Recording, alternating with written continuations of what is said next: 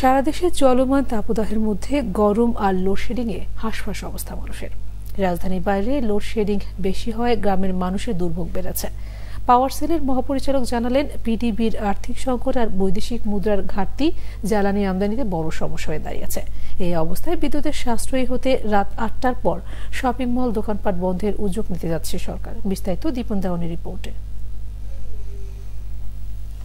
দেশের ইতিহাসে সোমবার রাত ৯টায় সর্বোচ্চ বিদ্যুৎ উৎপাদনের রেকর্ড হয়েছে ১৬,২৩৩ মেগাওয়াট।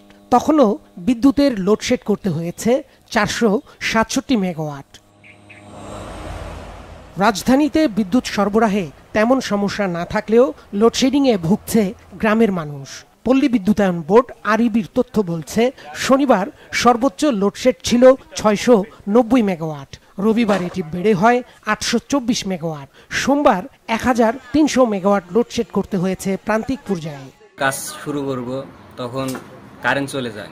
কারেন্ট চলে যাওয়ার পরে ১.৫ ঘন্টা ২ ঘন্টা কারেন্ট থাকে না। আমরা সবকিছু রেডি করছি, আমার কারেন্ট নাই। বসে থেকে দেখে যখন দেখেছি আমার মিস্ত্রি চলে যাচ্ছে, তখন আসছে কারেন্ট। তখন আমি কারেন্টে কি করবো?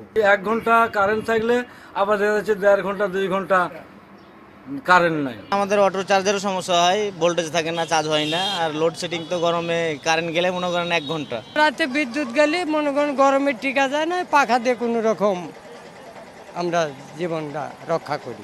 গরমের তীব্রতার সাথে সাথে বিদ্যুতের চাহিদা আরো বাড়তে পারে। তখন এই বাড়তি চাহিদার যোগান কি বিদ্যুৎ বিভাগের পক্ষে সম্ভব?